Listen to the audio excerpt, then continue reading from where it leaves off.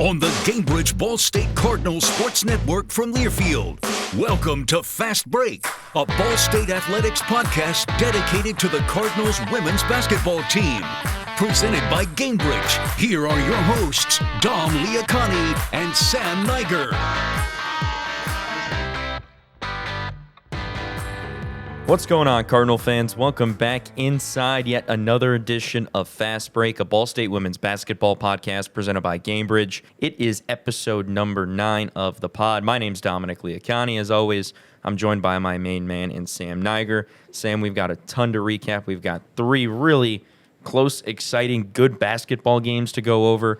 We've got an awesome interview with senior Marie Kiefer, and then we'll also take a look at what's coming up next on the horizon as we really hit this home stretch of the regular season. But Sam, my man, what's going on? We've had a couple of really entertaining basketball games to watch as of late. It's been an interesting stretch, Dom, but it sure does beat, from your and I's perspective, calling these 20-point blowouts. We get close games down the stretch, we get good basketball, and I think that's going to translate a little bit better into Cleveland and into March, because you're going to see a lot tighter games down the stretch than you are these big, wide-open blowouts, but it's good for Ball State to get some of these in now. Absolutely, and we start with the MAC Sun Belt Challenge before we have our week break with that bye week.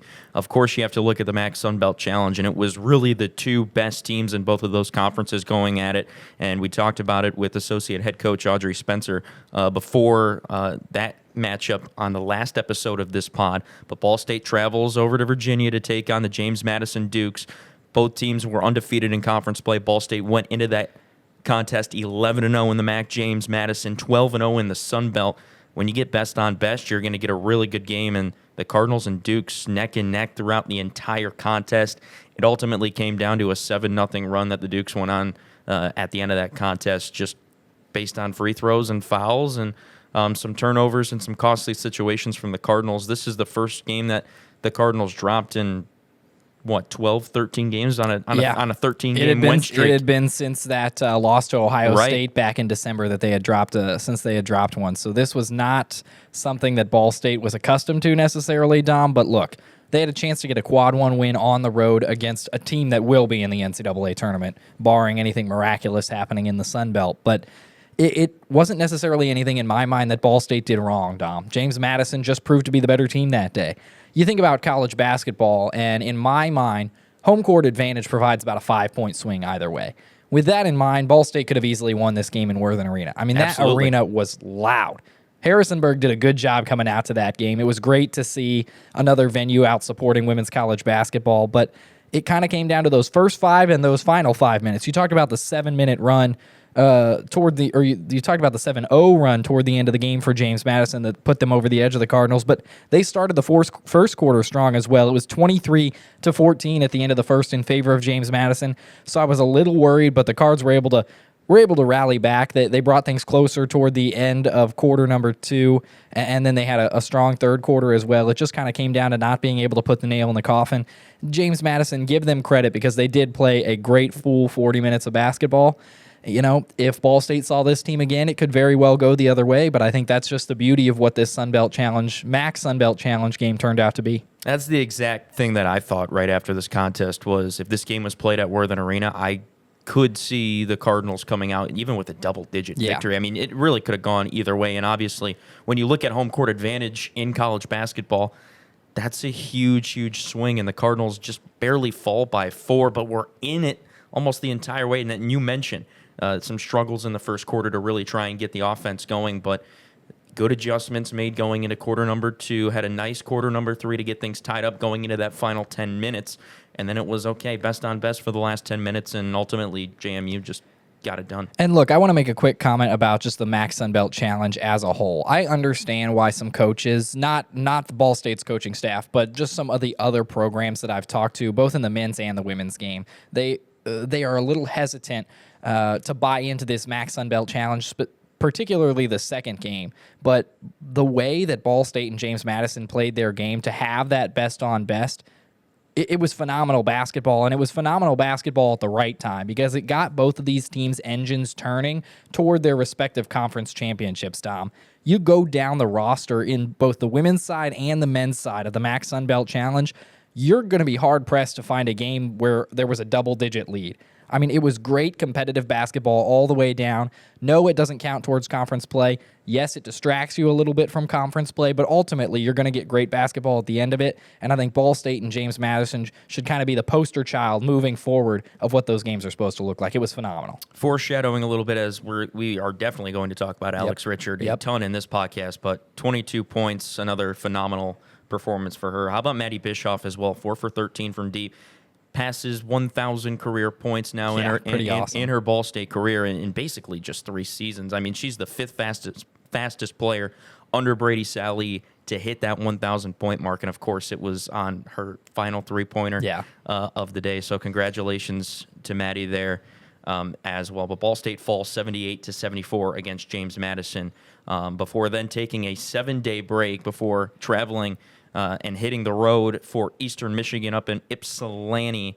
And, I don't think a lot of people may have expected this contest to be as close as it was because coming into this contest, the Cardinals, of course, were 11-0 in the MAC. 10 of their victories came by double digits in Mid-American Conference play. The only non-double-digit victory that the Cardinals had was against Kent State very early in the MAC season. But Ball State just able to squeak away in the second half, 74-69 that final. Can't look past Allie Becky's 20 points. Alex Richard had a phenomenal day as well with 18. But this was a game that the Cardinals really found some struggles, at least from what I saw, just getting into the groove of things early. And Eastern Michigan kind of stepped on their foot in that first quarter and asserted dominance to say, hey, this is our home court.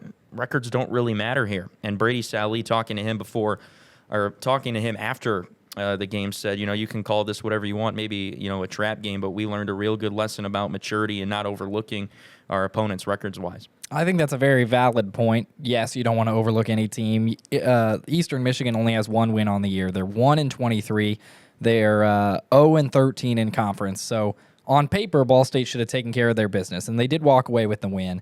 But yeah, it could be a trap game, Dom. I'm not necessarily going to try and pinpoint what went wrong in this game. I mean, Allie Becky still had 20 points. Alex Richards still had 18.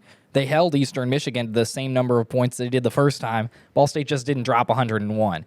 I think, if anything, this game just fell at a wonky time. Right after your first loss since December, you have a 7-day break to prepare for supposedly the worst team in the conference on the road. It's the middle game of a 3-game road trip. There's a lot of factors that went into this game being a lot closer maybe than a lot of teams and a lot of people had thought, but it also doesn't help that it feels like there's 20 people in that arena all the time, Dom. I know you were there and not me, but you're 100% seemed right. To me like it was playing in front of a COVID environment. That's just another one of those factors where you can hear your own thoughts in there. Right. This might be one that just has a little asterisk by it by the end of the year. I'm glad that we took care of our business and did end up winning the game, but hopefully it's one that, other than the X's and O's, from a mentality standpoint, I hope this one is quickly forgotten. Well, to your point about the environment, even though it seemed like there wasn't a ton of attendance there, they still got 1,400 people at that game. And again, you gotta remember too, that's a men's women's doubleheader, so true. A lot of fans are probably coming for the women's game and then staying. You're getting a double dose of basketball there, right? So that certainly came into play. I'll say this as well, and I don't want to harp on this too much, obviously, but obviously you could tell Ball State was a little frustrated with the officiating. Yeah, true. And it was evident. There were some things that happened in that game that Ball State wasn't too pleased with. But, I mean, Brady Sally, I think, said it best. I was reading online with the Daily News Sports. It's not always about X's and O's. It's about Jimmy's and Joe's. And I love that quote. That's awesome. Because the Cardinals, at the end of the day, have the better players than Eastern Michigan. It's not even close. And when you have the maturity and the veteran leadership of your senior players down the stretch, saying, okay, we're not going to let this happen. Like we're not going to let what happened in a similar game against Northern Illinois last year happen this year in Eastern Michigan. They just said they weren't going to let that happen, and I thought Ball State responded very nicely, especially in the stretch down late. When it really got to crunch time and it started coming down to free throws. And give Lachelle Austin a ton of credit too. In her former home arena Yeah. in Ypsilanti to hit those big free throws to put the Cardinals up by a couple of possessions. That was huge. Especially when she had an off game shooting the basketball. She was 1 for 9 from the field, but 7 for 10 from the free throw line. That was some of the best clutch play I've seen from her really all year. And to be able to do that against her former team is certainly something to commend. So we take a look now at the third and final game of this stretch that we're recapping, and it's a tough one. The first conference loss of the season for the Cardinals, a 70-66 final in Toledo, Ohio, against the Rockets. Over 4,000 patrons in attendance at Savage Arena. That's the first time you've been to Savage Arena, right, Sam? It is. The environment's great, right? It's phenomenal, and that arena is smaller comparatively to some of the others in the Mid-American Conference. So when you pack over 4,000 fans in there, it feels almost completely full. It is loud. The fans rather kind of pile on top of the court. It feels very steep. It's a tough place to play, I have to imagine, because that environment was just electric from first tip to final buzzer. It absolutely will. And the Cardinals were in this game. Oh, yeah. From wire to wire with Toledo. But at the end of the day, once again, it came down to the final 10 minutes. Cardinals and Rockets knotted up going into that fourth quarter, and then ultimately Toledo just scored 6 more points. I mean, it's a tough one. And again, there were some costly turnovers at times, but you cannot overlook Alex Richards' 33-point on 15 for 23 shooting day. I mean, she is on pace right now for MAC Player of the Week. 33 points is, good golly, that's ridiculous. Yeah, it's a new career high for her. She was phenomenal from start to finish, and it was good that she had that performance to keep Ball State in it because it was an off day for the other offensive threats. Yes, Maddie Bischoff and Lachelle Austin each ended with 10 points apiece, but usually you expect one of them to be up toward like the 12-14 mark. And then Allie Becky, it just wasn't her day. 7 points, but she still had 8 rebounds and 8 assists. So she does other things when she doesn't score, and I think that's why she is such a valuable asset to this Ball State team. But it is a dang good thing that Alex Richard had that day because it kept Ball State in it. No, they weren't able to close it out down the stretch. But again, Dom, we saw what this Ball State team did to Toledo on its home floor earlier this year on national television. They took care of business in a 14-point win.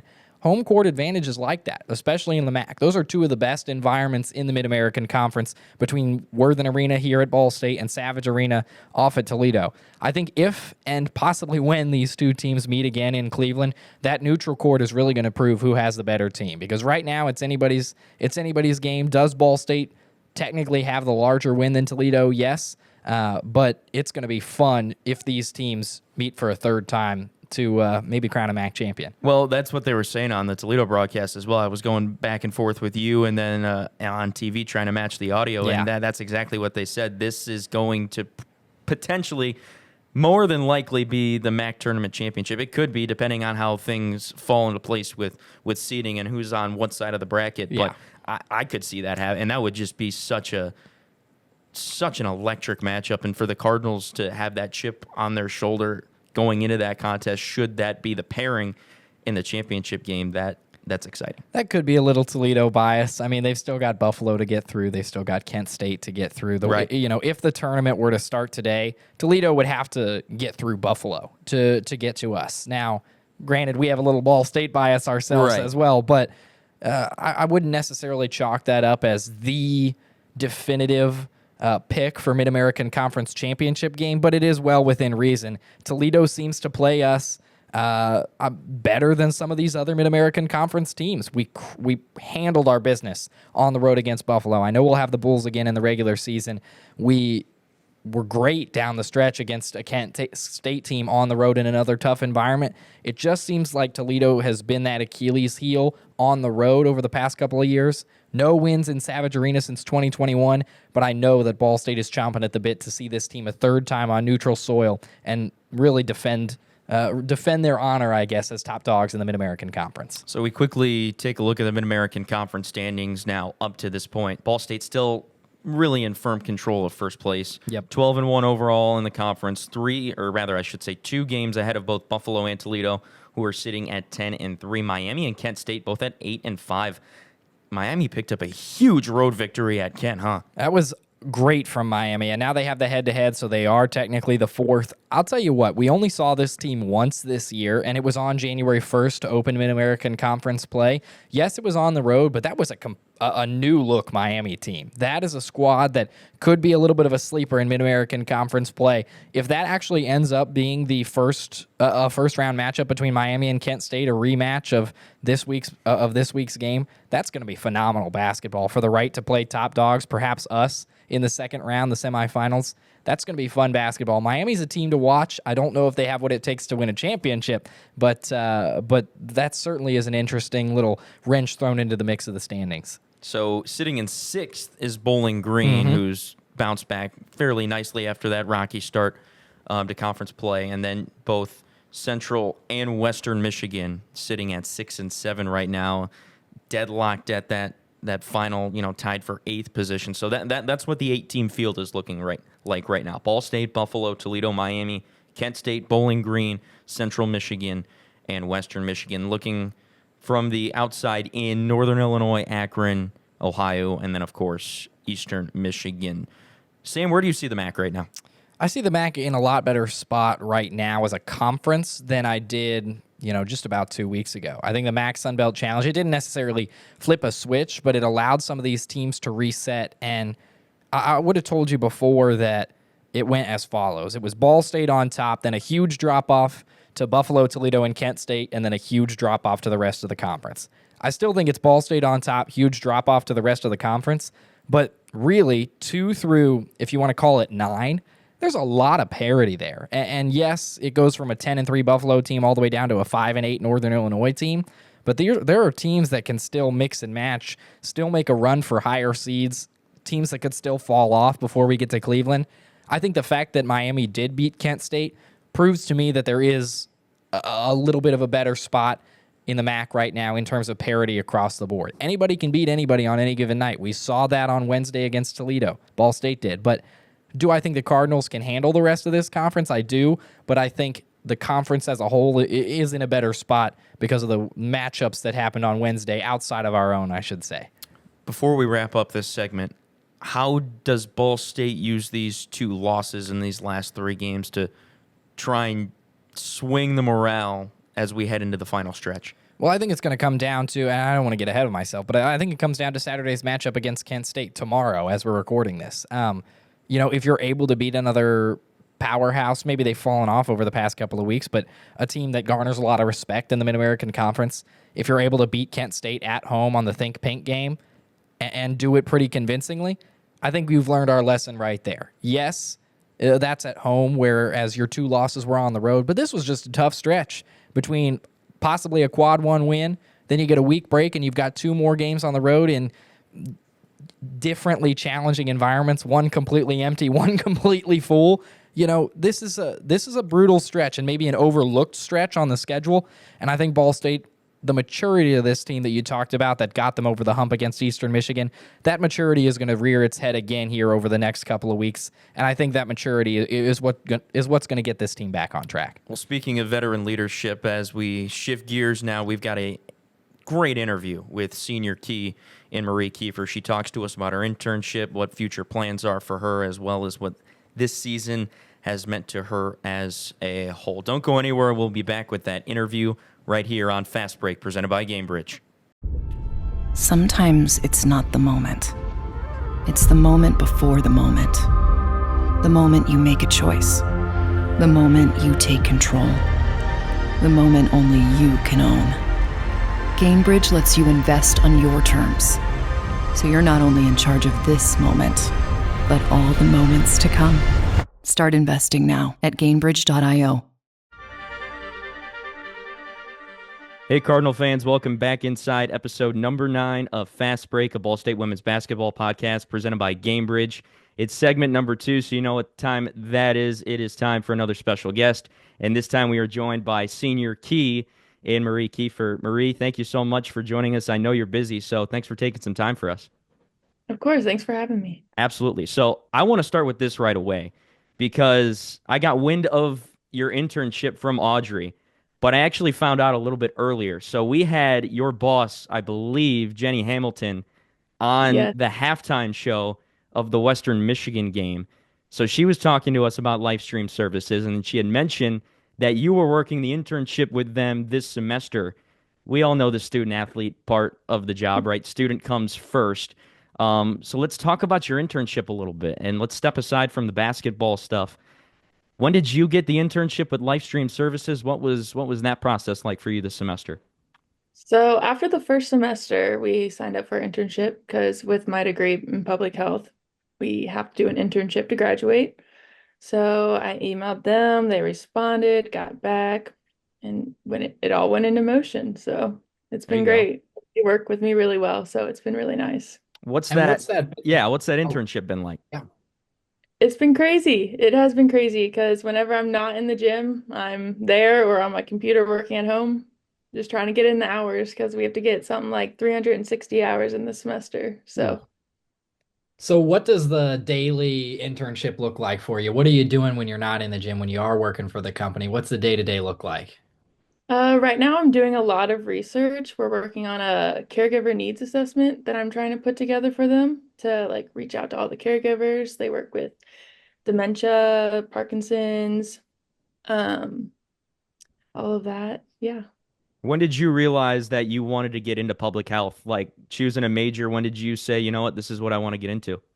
So I came here wanting to be an X-ray tech, but that's only a 2-year degree, so NCAA rules can't do that. So then I chose exercise science. Me and chemistry do not mix. Anatomy is fine, chemistry no.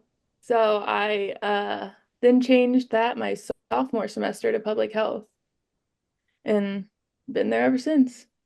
So from a career standpoint, then what happens next with public health after you graduate? Get a job, try to find a job from somewhere. CDC, something like that, I think. Not really sure. There you go. Any good leads yet? Anything come up just yet, or we're still looking? No, still looking. I think I'm gonna go home for my job, but I'm not sure yet. Like I could go anywhere. So, You're in the same boat as me. I completely understand at this point with being a senior, but yeah, first of all, congrats on a heck of a season so far. I mean, you guys are on a tear this year in the MAC and with what you guys are doing your senior year.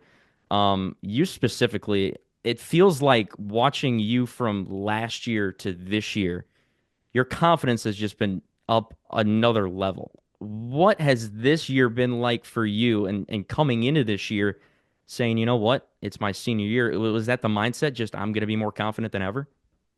oh, for sure. Like one last year to do it. Like every other year, we would get in, we'd be like, okay, we have next year to do it, next year to do it.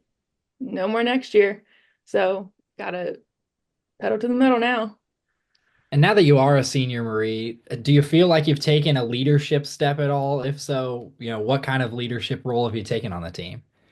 I've tried to. I definitely think like talking, like that's our big thing is we need communication on the team. Just try to work hard in everything that we do, even if it's like a walkthrough practice, anything like that. Just try to do that as best I can. I want to talk about your block numbers because obviously you are the all-time leading block getter at Ball State now. When it comes to blocking shots, and we'll talk about breaking the record a little bit after this, but when you're thinking about like, is there any thought going into how you block a shot? I know that's a weird question, but you just go up for the ball, or is there any technique that like, do you practice anything with that? No, there's no practice. I think, well, I played volleyball in high school. Had Okay. a great coach, shout out Bree Popham. She really worked with me on hitting the ball and stuff. So I think that really helped with like timing and everything, just working that into the sport. Were you a middle blocker in high school when you played volleyball? I was a middle. Yep. It That translates, I have to imagine. That's funny. absolutely does. When it comes to the actual record itself, Marie, were you counting it down? Did you know the number in your mind of how many blocks you needed? Absolutely not. No. No. Who told you then? Who first let you know? My dad. He's all over that, you know. But it was fun. So then I remember, so you broke the record in the Bahamas against Colombia. You Mhm. had just a whole crew out there with you. You had your family, so you had your parents. I believe I met your brother as well. You had a whole just contingent down there, and they Yeah. had the signs ready that said all-time block leader at Ball State. So I guess that's how you knew you were getting close. But what did that mean to you to have all of that support come down and travel thousands of miles out of the U.S. to come watch you break your record? No, it's great. I love that they all come and they all support me. I mean, they get a vacation out of it. I just stay in the gym and play basketball, but it was good. That it means a lot that they all come. You did get some time to go down that slide though. We did. I did see you. Yes. Okay. So what were your impressions of that then? Because I mean I like slides, but I'm like not that steep sometimes. No, that was definitely like heart dropping. Like that was insane. I didn't expect it to be like that at all. Y'all are rubbing it in that you got to go. Come on now. I'm sorry, Sam. It's okay. I look forward to whatever trip is next year, I suppose. Yes, yes. Um, your game also. So obviously you have the height and you have the down low presence, but we talk about positionless basketball on this team all the time. How anyone can take the ball up the floor at any point. Specifically with you, the three ball has been a part of your game ever since you stepped on campus. You're shooting it at over a 35% clip this year. When did you realize, or was there, what was it, maybe when you were younger that you realized you had the three ball in your game? Did they really develop it here? Did you always have that in your back pocket? When did you get comfortable shooting the three? I would say I really built it here, really got comfortable here. But I did do it in high school. I remember my AAU coach like forced me to shoot it during a game. We were up by like probably 30. We were beating a team. And he was just like, you're shooting it. Like he put me out there and he's like, you're getting this or you're coming out. And I was like, okay. But yeah, I would say Ball State really helped me form my shot. We do green light shooting and all of that, and it has really helped. When you say green light shooting, what does that mean for those that don't know? So it's like a menu. So we have like appetizer, main course, and the dessert. And it's just a bunch of shooting drills that they draw up, and we get it every week. And we have to get one out of each category. So they each have like three different shooting drills, and it's all timed and it's all of that, like 50 and 5 and everything. So, Awesome. That absolutely helps. I want to go back to the contingent that you brought not only in the Bahamas, but then fast forward like a month and we go to Northern Kentucky. And I'd asked you before the game if you had a rough estimate of how many family and friends that you would have coming out, and you looked at me and said, "I don't know, and I don't want to know." Um, you had what did Caroline call it? Kiefer Nation. That's what it was called. You had Kiefer Nation out there with you. yeah. Um, I maybe like 60 people it seemed like growing up in that area, right? Like you were 10 minutes away growing up from Northern Kentucky to get that game your senior year and for you guys to win the way that you did. Take me through the emotion of that. No, it was awesome. I definitely didn't expect as many people to show up as like showed up. It was crazy. It was really cool. Like small town, like they all showed up and it just felt great. And you're from the same state as Brady Sally. You're the only player on the team also from Kentucky. So is there any banter ever between the two of you about Kentucky? I know Oh, he mentions oh, of Kentucky course. sometimes. What does that look like? He has a way stronger accent than I ever have. So, and he says that I'm from the South, but no. Like we had country ham one time at an away game, and he like walked up to me and he was like, "Did you get this country ham?" All this stuff, and it was just funny. He always says jokes like that. That's But it's awesome good. to build that connection like that. Speaking of Kentucky, because I did want to ask this, and I saw this a couple of years back. I think Ball State All Access did like a mini feature on you, Allie, and Maddie when you played in that Indiana Kentucky All Star game. Um, First of all, you were the first player from your high school to be a Kentucky All Star for the first time since 2001.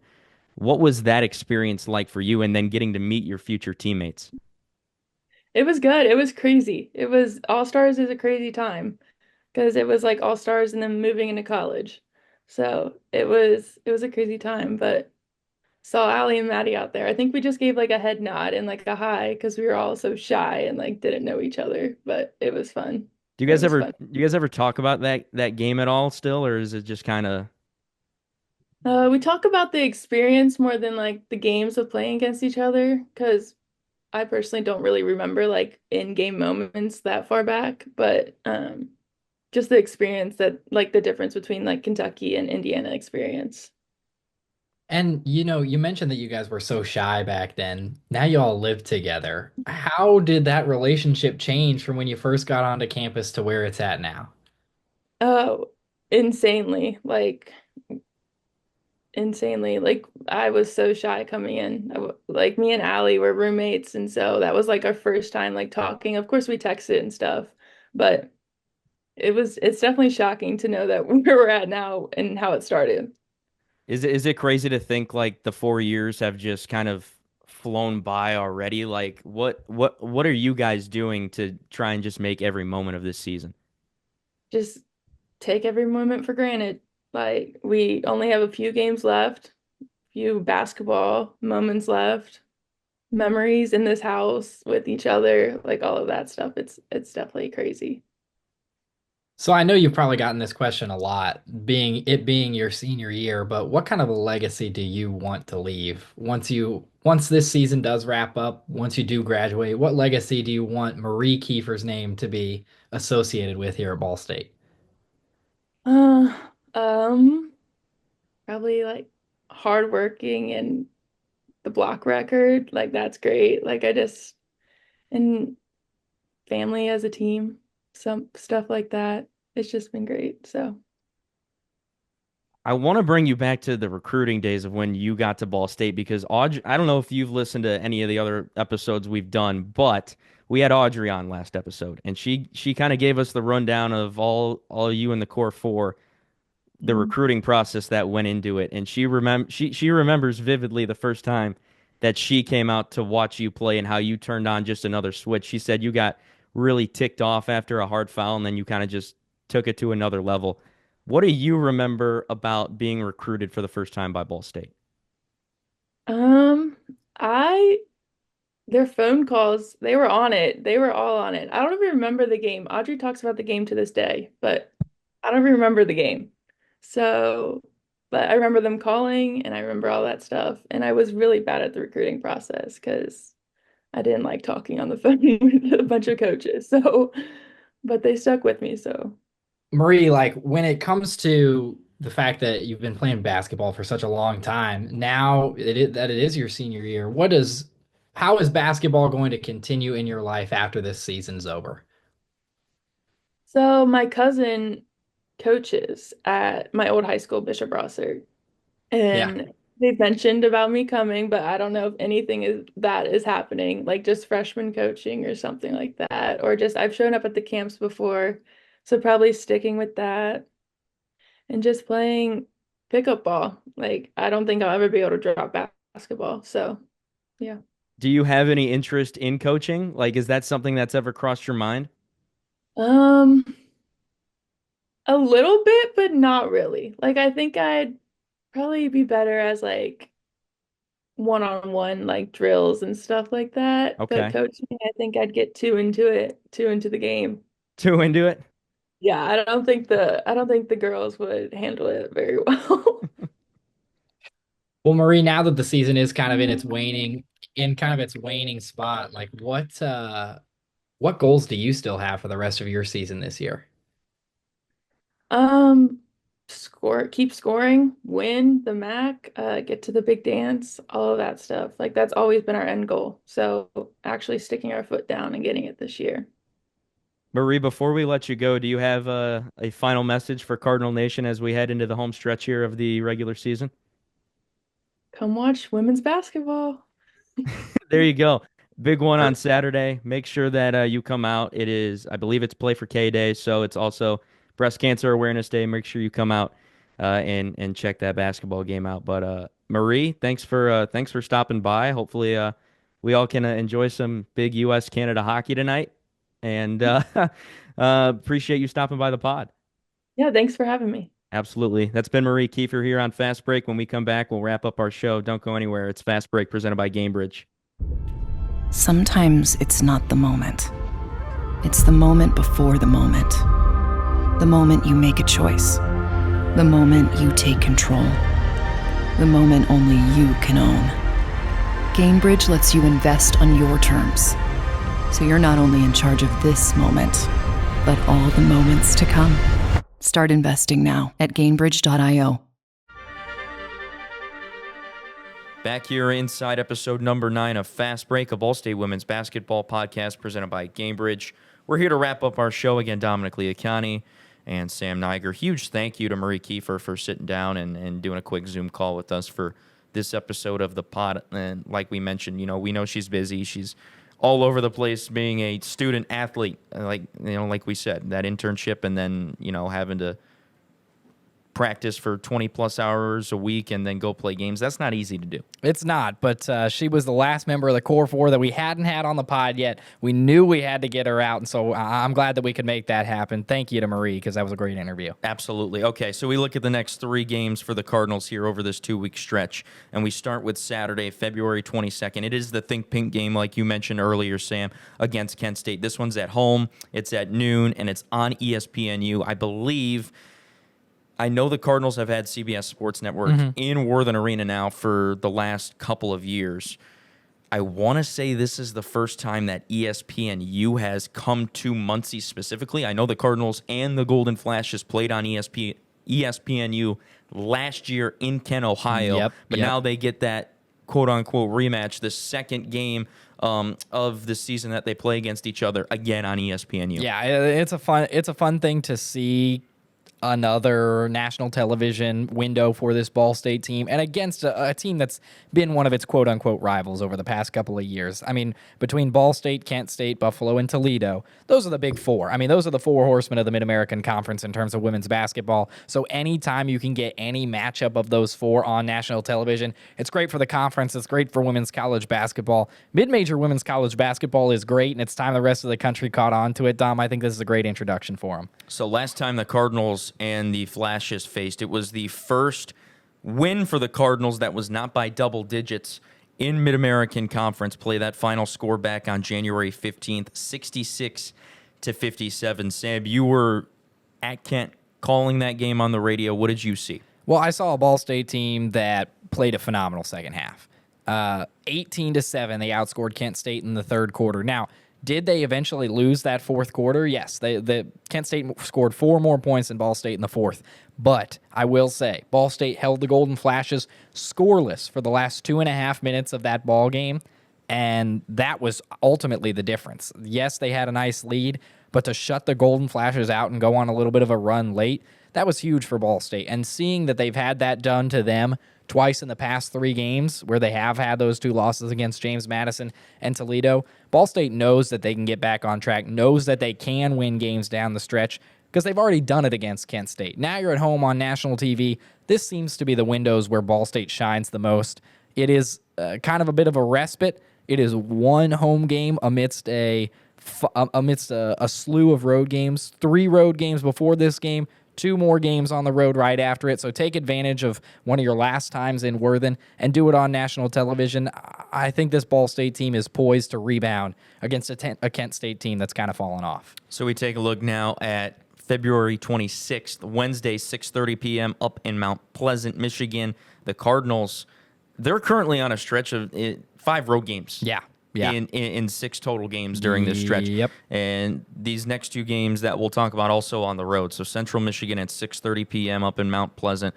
Last time the Cardinals faced the Central Michigan Chippewas this year, the second game of MAC play, a 72-61 victory over a team that it felt like, talking with Brady Sallee after the contest, this was a game and this was a team that the Cardinals should have done more with than just the 11-point victory that they got. And perhaps that's true, Dom, but I think Central Michigan has given teams more trouble this year than they would have a year ago. They're in position right now to make the Mid-American Conference tournament. They know that every game counts toward making that tournament, so they are going to be fired up at home, especially with what Ball State did to them last year on the road. The Cardinals went into Central Michigan on the Chippewas field trip day in front of a ton of kids, and Allie Becky absolutely went off. There were kids who were supposedly Central Michigan fans asking for her autograph. 35 points will do that. That's something that Central Michigan remembers. They do not want to have a repeat performance of that. They've already given the Cards a little bit of trouble this year.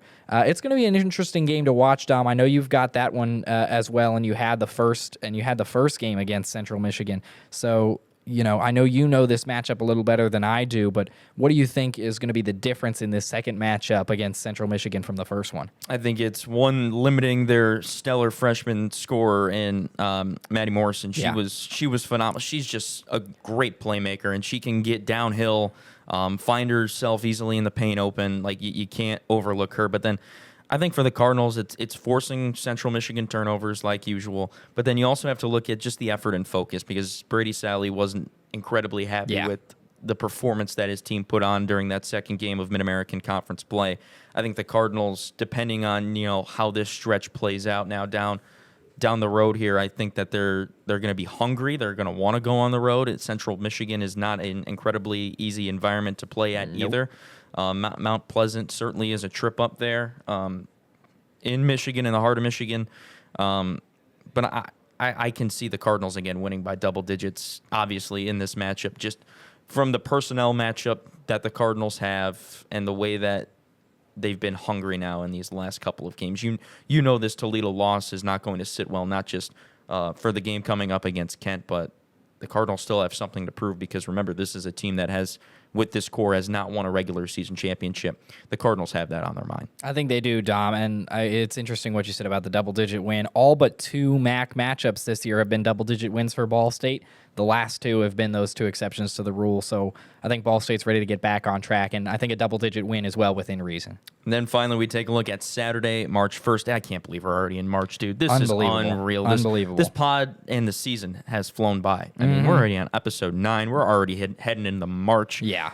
This is crazy. The Cardinals heading up to Kalamazoo to not only take on, to take on another Michigan foe. Yeah. This time in Western Michigan, the Broncos and the Cardinals duked it out here at Worthen Arena on February 1st. So it will be exactly a month to the date that the Cardinals and Broncos last faced off. 61-51 that final, more of a defensive battle that came down to the stretch between those two teams. It felt like the Cardinals, though, were in command of that one after that slower start in the first quarter, but that should also be a nice test, because Central Michigan and Western Michigan right now fighting for that last spot in the MAC tournament field. I mean, they're sitting at 7 and 8 right now, and with the way that you mentioned how much parity there is in this conference, who knows what's going to happen in these last 4, 5, 6 games of the season, right?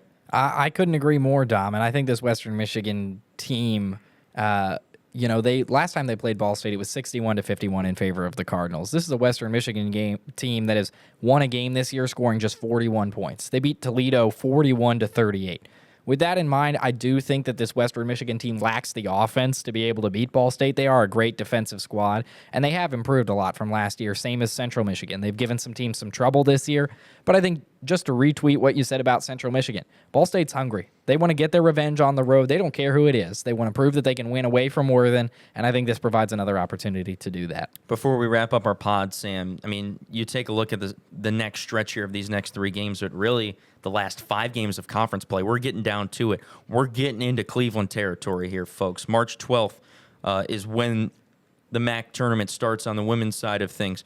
Sam, as we get closer and closer, as we inch towards Cleveland, what do you need to see out of the Cardinals to feel confident going into the tournament? I don't necessarily think we need to see anything that we haven't seen from them thus far. Just keep playing Cardinal basketball, right? We're trying to get the whole team healthy. We hope Elise Stuck can rejoin the team in the next week or 2. We'd like to have her back before Cleveland rather than her first games being back in Cleveland. With that in mind, this roster could be healthier than it ever has been.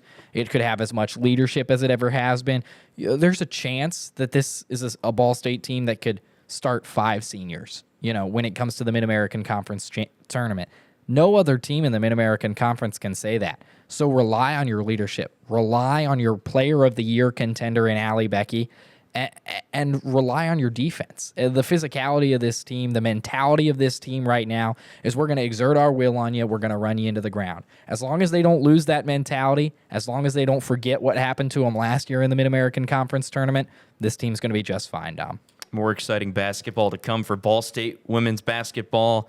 As always, Sam, appreciate you joining us. As always, my man, that's going to do it for episode number 9 of Fast Break, a Ball State women's basketball podcast presented by Gamebridge. Make sure you come out tomorrow. If you're listening to this on Friday afternoon, make sure you come out tomorrow for the Think Pink game against Kent State at 12 p.m. That is on ESPNU as well. So if you want a shot to be on national television, it's your chance to come out and support this awesome team and an awesome cause as well. But thanks so much. So for my partner, Sam Niger, I've been Dominic Liacani. This has been the 9th episode of Fast Break, presented by Gamebridge. Appreciate you tuning in as always. We'll see you on the flip side. Thanks for listening to Fast Break, presented by Gamebridge.